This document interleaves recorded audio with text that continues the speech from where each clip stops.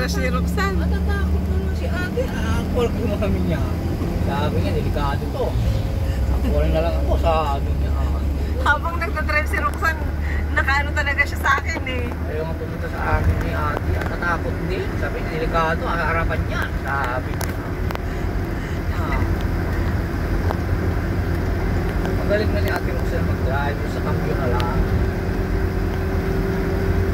Okay na yung Nasobra niya yung lakas ng loob niya, sa totoo lang. kung may trabaho ka na, labas ka ng automatic yun. Hindi pa nga nakakapag tapos ang pag-aaral. At least, pagkatapos ka, may trabaho na siya, pwede siya maglabas na, yun